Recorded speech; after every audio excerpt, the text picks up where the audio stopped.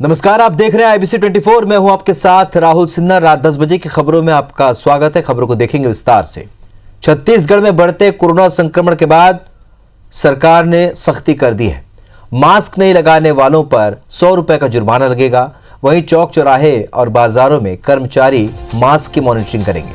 उधर रायगढ़ में भी स्वास्थ्य विभाग ने अलर्ट जारी कर दिया है।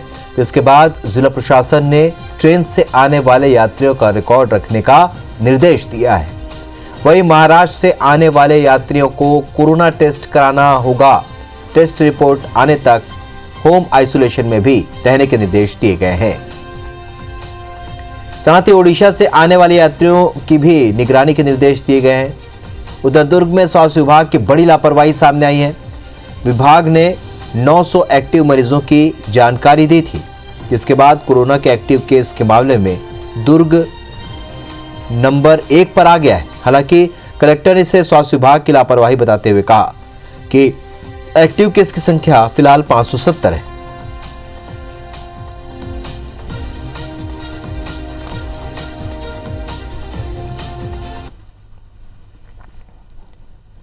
मुख्यमंत्री भूपेश बघेल कल दोपहर 2 बजे विशेष विमान से दिल्ली के लिए रवाना होंगे। उनके साथ कृषि मंत्री रविंद्र चौबे और खाद्य मंत्री अमरजीत भगत भी जाएंगे।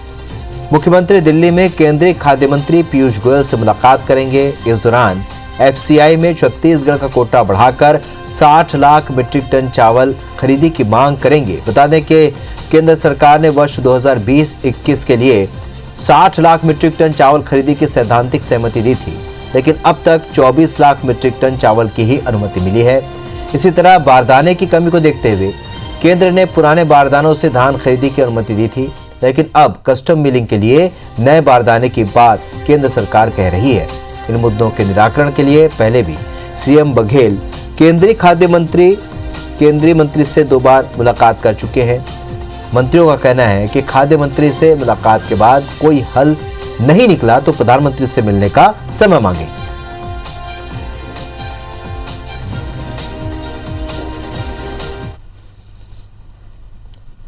छत्तीसगढ़ विधानसभा में राज्यपाल के कृतज्ञता ज्ञापन प्रस्ताव पर चर्चा हुई। सत्ता पक्ष के विधायकों ने सरकार के कामकाज को राज्य के विकास के लिए सार्थक बताया, तो विपक्षी विधायकों ने इसे राज्य को पीछे और आम जनता के लिए तकलीफ दे बताया। पूर्व CM रमन सिंह ने सरकार से कई सवाल पूछे। उन्होंने पूछा कि आयुष्मान योजना का फायदा कितने लोगों को हुआ, स्मार्ट कार्ड में कितने लोगों का इलाज हुआ, राज्य में सिंचाई का रकबा कितना बढ़ा। रमन सिंह ने पूछा कि PM आवास बनाने के लक्ष्य में छत्तीसगढ़ पीछे क्यों है, PMAY की दूसरी किश्त क्यों नहीं मिली। रमन सिंह ने कहा कि बोधघाट परियोजना पर सरकार की कोई प्लानिंग नहीं है, ये सरकार अपने कार्यकाल में पत्थर भी नहीं रख पाएगी। रमन ने कहा कि किसानों को पंप के लिए बिजली कनेक्शन नहीं मिल रहा है, वहीं नक्सली बैरियर लगाकर वसूली कर रहे हैं। 6,40,000 आवास या 2022 तक 11 लाख आवास बनेंगे कि नहीं बनेंगे, मुख्यमंत्री जी इसके बारे में जानकारी दें कि आयुष्मान भारत पूरे छत्तीसगढ़ में लागू पूरी तरीके से करेंगे कि नहीं करेंगे। 50,000 का स्मार्ट कार्ड की योजना उसका क्रियान्वयन करेंगे कि नहीं। सिंचाई का रकबा दुगना करने की बात कही थी, 2 साल 4 महीने निकल गए, सिंचाई की कोई योजना नहीं आई। 38,000 पंप कनेक्शन किसानों के पेंडिंग पड़े हैं। प्रदेश में PWD विभाग के 103 नए रेलवे ओवरब्रिज निर्माण की निर्माण प्रस्ताव को रेल मंत्रालय से स्वीकृति मिल गई है। अब विधानसभा में चल रहे बजट सत्र में इसे पेश किया जाएगा, जिसकी लागत 200 करोड़ रुपए से अधिक है। PWD मंत्री गोपाल भार्गव ने बताया कि लंबे समय से रेलवे क्रॉसिंग पर लगने वाले जाम को लेकर रेलवे ओवरब्रिज निर्माण की प्लानिंग कर रही थी। दावा किया गया कि जल्द ही इसका निर्माण कार्य भी पूरा कर लिया जाएगा। उधर कांग्रेस ने मामले पर भाजपा सरकार पर निशाना साधते हुए कहा कि प्रदेश की सरकार कर्ज में डूबी हुई है और ये सिर्फ एक चुनावी जुमला है।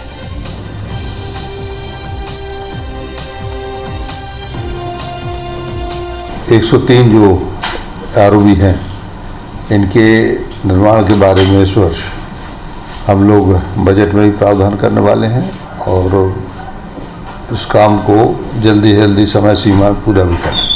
2 लाख करोड़ से अधिक का कर्ज इस सरकार पर है। निगम चुनाव की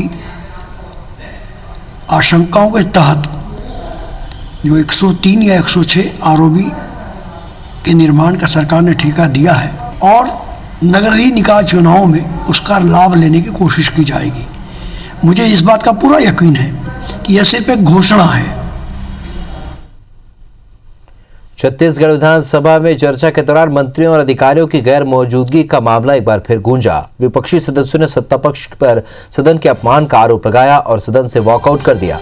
सदन में राज्यपाल के अभिभाषण पर चर्चा के दौरान कैबिनेट की बैठक आयोजित की गई थी। इसकी सूचना सदन को भी दी गई थी। इस दौरान सदन में मंत्री उमेश पटेल ही मौजूद थे। अधिकारी दीर्घा में भी सीनियर अधिकारी नहीं थे। ऐसे में बीजेपी विधायक बृजमोहन अग्रवाल ने इसे राज्यपाल और सदन का अपमान करार दिया। विपक्ष की नाराजगी सामने आने के बाद मामले को मुख्यमंत्री भूपेश बघेल ने गंभीरता से लिया है। उन्होंने अधिकारियों को सदन में नियमित मौजूदगी के निर्देश दिए। वहीं कृतज्ञता ज्ञापन चर्चा के दौरान आसंदी पर कांग्रेस विधायक बृहस्पति सिंह की टिप्पणी से नाराज विपक्षी विधायकों ने सवाल उठाए। दोनों पक्षों के बीच तीखी बहस हुई। विपक्ष के दबाव को देखते हुए बृहस्पति सिंह को माफी मांगनी पड़ी। राज्यपाल के अभिभाषण पर जब प्रतिपक्ष का पहला भाषण शुरू हुआ तब एक भी आईएएस अधिकारी उपस्थित नहीं था और यह विधानसभा की अवमानना है। यह बहुत दुर्भाग्यजनक है कि सरकार के मंत्री तो गंभीर नहीं है परंतु सरकार के ब्यूरोक्रेट्स पर भी नियंत्रण नहीं है और ये पूरी विधानसभा की अवमानना है। शासकीय बेंच है, उसको कई प्रकार के कार्य होते हैं और ये लगातार परंपरा है। लेकिन एक बात जरूर है कि अधिकारी दीर्घा के बारे में भी जो प्रतिपक्ष ने कहा है, माननीय मुख्यमंत्री जी ने स्वयं निर्देश दिए हैं कि अधिकारी दीर्घा में संबंधित अधिकारियों की उपस्थिति रहना चाहिए। बिलासपुर के बिलासा एयरपोर्ट पर आज एलायंस एयर की पहली फ्लाइट ने सफल लैंडिंग की। फर्स्ट ट्रायल सफल रहा और अब मार्च महीने की पहली तारीख से तय शेड्यूल पर यहां से यात्री विमान उड़ान भरेगी। बिलासपुर से अब दिल्ली, प्रयागराज, जबलपुर फ्लाइट के लिए ऑनलाइन बुकिंग भी आज से शुरू हो गई। बिलासपुर के नीले आसमान पर जैसे ही ये एयर इंडिया की झक सफेद फ्लाइट चमकी, इस नजारे को देखने आए सैकड़ों लोगों की आंखें भी चमक उठी। ये एक सपने के सच होने की तस्वीर है जिसे पिछले कई दशक से बिलासपुर के लोगों ने अपनी आंखों में सजा रखा था। अलायंस एयर के इस फ्लाइट की बिलासा एयरपोर्ट पर सफल ट्रायल लैंडिंग हुई। फर्स्ट ट्रायल सफल रहा, जिसके बाद बताया गया कि हवाई सुविधा के सभी मापदंडों पर बिलासा एयरपोर्ट खरा है। अब मार्च महीने की पहली तारीख से तय शेड्यूल पर यहां से यात्री विमान उड़ान भरेगी। मंडे, वेडनेसडे, फ्राइडे और संडे ये 4 दिन चलेगी और ये चारों दिन में 2-2 फ्लाइट आएंगे। प्रयागराज के तो 75% ज़्यादा लोगों ने बुक कर दिया है। बिलासपुर से अब दिल्ली, प्रयागराज, जबलपुर फ्लाइट के लिए ऑनलाइन बुकिंग भी शुरू हो गई। पहली फ्लाइट दिल्ली से जबलपुर होते हुए दोपहर 3:20 पर बिलासपुर पहुंचेगी और 3:45 पर बिलासपुर से प्रयागराज होते हुए वापस दिल्ली लौटेगी। वहीं दूसरी फ्लाइट दिल्ली से प्रयागराज होते हुए शाम 4 बजे बिलासपुर पहुंचेगी और 4:30 बजे बिलासपुर से जबलपुर होते हुए दिल्ली जाएगी। बिलासपुर में हवाई सेवा की मांग को लेकर लंबे समय से संघर्ष कर रहे लोग इसे बिलासपुर समेत पूरे संभाग के लिए बड़ी उपलब्धि मान रहे हैं। बहुत खुशी की बात है। पूरे बिलासपुर और आसपास से यहाँ के जुड़े हुए जो शहर हैं जिनको इसका फायदा होने वाला है, उन सबको बधाइयाँ। हम चाहेंगे कि हैदराबाद, बॉम्बे, कलकत्ता, पुणे, बेंगलोर ये सब जगह भी फ्लाइट चालू हो और जो 200 एकड़ जमीन है वो हमें वापस करके एयरपोर्ट को 4C भी बनाया जाए। बिलासपुर में फ्लाइट की सफल ट्रायल लैंडिंग पर मुख्यमंत्री भूपेश बघेल ने ट्वीट कर खुशी जताई और कहा कि बिलासा एयरपोर्ट पर फ्लाइट का आना हमारे लिए हर्ष का विषय है। जितेंद्र थवाइट, IBC 24, बिलासपुर। स्वच्छता सर्वेक्षण 2020 में अव्वल आने वाले अंबिकापुर नगर निगम ने 2021 के लिए अभी से अपनी तैयारी शुरू कर दी है और इस बार वाटर मैनेजमेंट के जरिए अंबिकापुर नगर निगम वेस्ट वाटर को ट्रीट कर उपयोग में लाने की कवायद कर रहा है, जिससे पानी की किल्लत तो कम होगी, साथ ही बर्बाद होने वाला पानी भी उपयोग में लाया जा रहा है।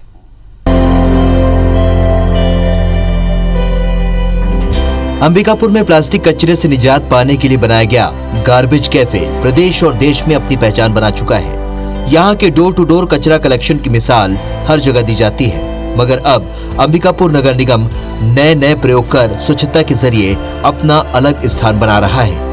इसी स्वच्छता मुहिम में अब शहर से निकलने वाले दूषित जल को शुद्ध कर इसे दोबारा प्रयोग में लाया जा रहा है। अंबिकापुर नगर निगम इसके जरिए करीब 13 लाख लीटर दूषित पानी का हर दिन शुद्धिकरण करेगा। अंबिकापुर के मरीन ड्राइव में सीवरेज ट्रीटमेंट प्लांट स्थापित किया गया है। यहाँ नालियों से निकलने वाला गंदा पानी शुद्ध किया जा रहा है। जो तालाबों में जा रहा था वहाँ पे हम लोगों ने ग्रेवल सिस्टम से वाटर को फिल्ट्रेशन के बाद में वाटर रिसोर्स पे हम लोग भेज रहे हैं, जिससे कि तालाबों में जो प्रदूषण हो रहा था वो उससे रुका है। 3 पद्धति से ट्रीटमेंट में सबसे पहले वेटलैंड पद्धति का इस्तेमाल किया जा रहा है, जिसमें केना, हाइड्रिला जैसे जलीय पौधे लगाए जाते हैं जो गंदे पानी से कार्बन, नाइट्रोजन जैसे तत्वों को अलग करता है। इसके बाद पानी फाइटोराइट प्लांट में पहुंचता है, जहां घुलनशील दूसरे तत्वों को अलग किया जाता है। फिर ग्रेवल फिल्टर में पानी से हैवी मेटल्स को अलग किया जाता है। यहाँ पानी के खराब बॉटल्स में उन पौधों को लगाया गया है जिनके जड़ पानी से हैवी मेटल्स को अलग करते हैं। बोल्डर्स के जरिए पानी को प्राकृतिक तरीके से साफ कर डिस्चार्ज किया जा रहा है, जबकि दूषित जल को नगर निगम सिंचाई और बिल्डिंग निर्माण के काम में उपयोग कर रहा है। हमारे वाटर प्लस सर्टिफिकेशन के हिसाब से हम इसको तय किए हुए हैं और इससे हमको फ़ायदा भी काफ़ी मिल रहा है। हम जिस पानी को रीयूज़ कर रहे हैं उस पानी को मोस्टली हम अपने सिंचाई वाले जो क्षेत्र हैं, खास करके डिवाइडर हो गया, कुछ गार्डन्स हो गए, उन एरिया में पानी को यूज़ करते हैं। तो हमारा लगभग अभी 60% से 70% के आसपास हम रीयूज़ इसको कर रहे हैं। धीरे से हम इसको और बढ़ाएंगे। अभी पानी सिर्फ सिंचाई और निर्माण कार्यों के लिए उपयोग हो रहा है। इसके अलावा पानी शुद्ध होकर मछली पालन के लिए उपयोग में भी लाया जा रहा है। इससे जहां बड़ी समस्या के रूप में सामने आ रहे दूषित जल के निपटारे की व्यवस्था हो रही है, तो वहीं दूषित जल के शुद्ध होने पर मछली पालन और दूसरे व्यवसाय के जरिए रोजगार भी पैदा हो रहे हैं। ऐसे में नगर निगम को उम्मीद है कि सीवेज ट्रीटमेंट प्लांट की ये विधि अगर कारगर साबित हुई तो इसे अन्य स्थानों पर भी लागू किया जा सकेगा। उम्मीद है कि इस सराहनीय पहल का लाभ आने वाले स्वच्छता सर्वेक्षण में भी मिलेगा। Abhishek Soni, IBC 24, Surguja. High court की रोक के बाद भी बिलासपुर में रेत का अवैध खनन जारी है। रेत माफिया हाई कोर्ट के निर्देशों को धत्ता बताते हुए बेखौफ रेत का उत्खनन कर रहे हैं। दरअसल सरकारी रिकॉर्ड में बिलासपुर में 18 रेत घाट स्वीकृत हैं, जिनमें से 16 रेत घाट संचालित हैं और 2 रेत घाट बंद पड़े हैं। लेकिन ग्राउंड रियलिटी सरकारी रिकॉर्ड से अलग है। शहर से लेकर गांव तक अरपा में बेतरतीब खुदाई की जा रही है। रेत माफिया बेखौफ धड़ल्ले से अरपा से रेत का अवैध उत्खनन कर रहे हैं। रेत माफिया बकायदा अरपा में पोकलैन, हाईवा और ट्रैक्टर उतारकर रेत का अवैध उत्खनन और परिवहन कर रहे हैं। रेत माफिया गांव की निस्तारी जमीन के साथ ही शमशान की भूमि पर अवैध उत्खनन कर रहे हैं। बीते दिनों अवैध उत्खनन पर रोक लगाने कुछ समाजसेवी संस्थाओं ने हाईकोर्ट में जनहित याचिका भी लगाई थी। इस पर बीते दिनों हाईकोर्ट ने सुनवाई करते हुए अरपा में अवैध उत्खनन पर रोक लगाने के निर्देश दिए थे।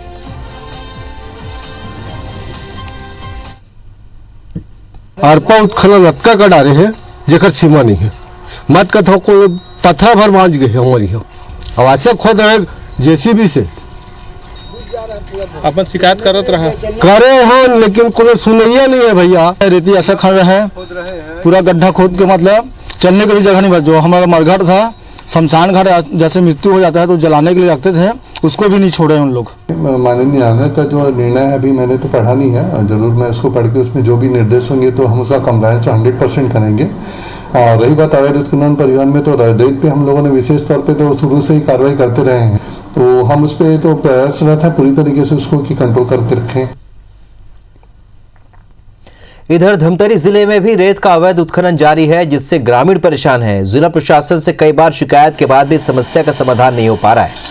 अब करेली जिले के ग्रामीणों ने अवैध रेत खनन को लेकर बेमियादी धरना शुरू कर दिया है।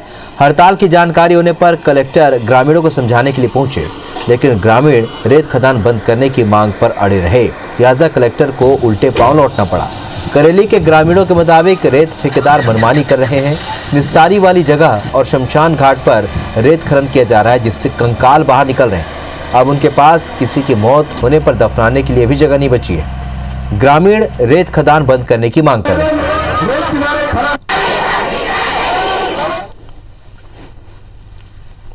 1 हफ्ता में आप गांव में मीटिंग करो, सामंजस्य बनाओ, ऐसा कलेक्टर द्वारा बोला गया और हमारे बात को सुनने को तैयार ही नहीं थे, तुरंत चले गए। हमारे गांव वाले कोई संतुष्ट नहीं है। हम आगे चल के और उग्र आंदोलन करेंगे और ग्राम करेली बड़ी का रेत खदान पूर्णतः बंद कराएंगे। रेत खदान बंद नहीं होगा तो इसके शब्द से तो संतुष्ट नहीं है। हम लोग अपने आंदोलन को और कड़ा रुख अपनाते हुए सबका काम करेंगे एवं करते हुए भले ही अपनी जान यहीं पर क्यों न जुड़ जाए, लेकिन रेत खदान को बंद करवा के नियम से रेत खदान का संचालन होगा। और सबसे इम्पोर्टेंट बात यह है कि गांव वालों का विरोध और उनका संतोष करके हम कोई भी काम नहीं करना चाहते हैं। जो भी डाउट से बैठेंगे, आपस में बात करेंगे तो उसका निराकरण होगा। अंबिकापुर में नाबालिग लड़के का पिस्टल की नोक पर अपहरण का सनसनीखेज मामला सामने आया है। पुलिस ने 3 आरोपियों के खिलाफ अपहरण का केस दर्ज कर लिया है, लेकिन आर्म्स एक्ट की धारा नहीं लगाए जाने पर सवाल खड़े हो रहे हैं। जानकारी के मुताबिक मल्टीपर्पज स्कूल के पास रहने वाले धनंजय मिश्रा ने कोतवाली पुलिस ने शिकायत दर्ज कराई है कि उनके नाबालिग बेटे को अमनदीप समेत 3 लोगों ने अपहरण कर लिया था। आरोपियों ने नाबालिग को अपने साथ कार में बिठाकर महामाया पहाड़ पर ले गए, जहां पर उसके साथ मारपीट भी की गई। साथ ही नाबालिग को जान से मारने की धमकी भी दी गई। यही नहीं, नाबालिग को तालाब में फेंकने की कोशिश भी की गई। इस दौरान नाबालिग किसी तरह आरोपियों की चंगुल से भागकर अपने परिजनों के पास पहुंचा। पीड़ित की शिकायत पर पुलिस ने केस दर्ज कर आरोपियों की तलाश शुरू कर दी है। उनके आवेदन पे अपराध पंजीबद्ध कर विवेचना में लिया गया है। आरोपी का एक नामजद है और घटना में उपयोग में लाई गई वाहन का भी नंबर आ गया है। इसमें बहुत जल्दी आरोपियों को गिरफ्तार कर रिमांड में पेश की जाएगी। छत्तीसगढ़ में कांग्रेस की सरकार आने के बाद राज्य सरकार ने 400 यूनिट तक की बिजली की खपत पर उपभोक्ताओं का बिजली बिल आधा करने की योजना चलाई है। रायगढ़ जिले में 1,73,000 उपभोक्ता ऐसे हैं जिनका बिजली बिल 400 यूनिट से कम आता है और वो छूट के दायरे में आते हैं। बावजूद इसके इसमें 72,000 उपभोक्ता योजना से वंचित है, क्योंकि इन उपभोक्ताओं ने बकाया बिजली बिल ही जमा नहीं किया है। ऐसे उपभोक्ताओं से बिजली विभाग को तकरीबन 45 करोड़ रुपए की वसूली करनी है। इनमें से 40,000 उपभोक्ता ऐसे भी हैं जिनका बिजली बिल का पिछला बकाया 10,000 या उससे कम है और ये बीपीएल परिवारों के हैं। इन्होंने कनेक्शन लगने के बाद से बिजली की बिल जमा नहीं किया। आंकड़े सामने आने के बाद अब अधिकारी ऐसे उपभोक्ताओं को शिविर लगाकर बिजली बिल जमा करने के लिए जागरूक करने की बात कह रहे हैं। 1,73,000 कंज्यूमर जो कि लगभग 70% होते हैं, वो लोग पात्र पा गए। बाकी 73,000 कंज्यूमर अभी भी ऐसे बचे हैं जो पिछला बकाया राशि नहीं पटा पाए हैं, जिनमें अधिकांश वो बीपीएल श्रेणी के कंज्यूमर हैं। किस्त की सुविधा देकर उनकी बकाया राशि पटवाने का प्रयास जारी है और बहुत जगह पॉजिटिव रिस्पांस भी आ रहा है। बस्तर की जेलों में सालों से बंद 200 आदिवासियों की रिहाई पिछले 1.5 महीनों में हो चुकी है। हालांकि ये रिहाई नक्सल मामलों के बंदियों की नहीं है, लेकिन रिहाई को लेकर सरकार के तेवर ढीले पड़े हैं। राज्य सरकार ने बस्तर संभाग के अलग अलग जिलों में रहने वाले आदिवासियों के खिलाफ बनाए गए आबकारी एक्ट और इसी तरह के छोटे मामलों की समीक्षा की थी और इसी के आधार पर ये रिहाई की गई है। कांग्रेस ने अपने घोषणा पत्र में वादा किया था कि बस्तर में जेलों में बंद निर्दोष आदिवासियों की रिहाई जल्द से जल्द सुनिश्चित की जाएगी। सरकार ने इसके लिए सुप्रीम कोर्ट के रिटायर्ड जज A.K. पटनायक के नेतृत्व में कमेटी बनाई थी और इस समिति ने कुछ प्रकरणों के रिव्यू भी किए। माना जा रहा है कि इसी कमेटी की अनुशंसा पर पहले चरण में आबकारी एक्ट और छोटी धाराओं में जेलों में बंद आदिवासियों को रिहा किया जा रहा है। नक्सल प्रभावित इलाका में आदिवासियों के विरुद्ध दर्ज प्रकरण की वापसी हेतु जस्टिस पटनायक कमेटी गठित हुआ। उस कमेटी का अभी तक 2-3 बैठक हो चुकी हैं।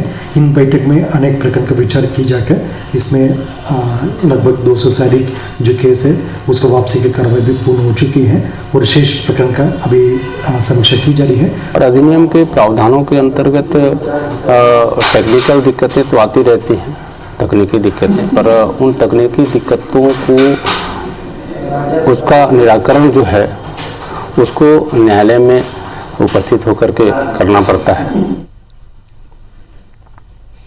तो रात 10 बजे की खबरों में फिलहाल इतना ही। आगे देखिए तेज खबरों का बुलेटिन फास्ट 50 मेरी सहयोगी रितु सिंह के साथ। नमस्कार।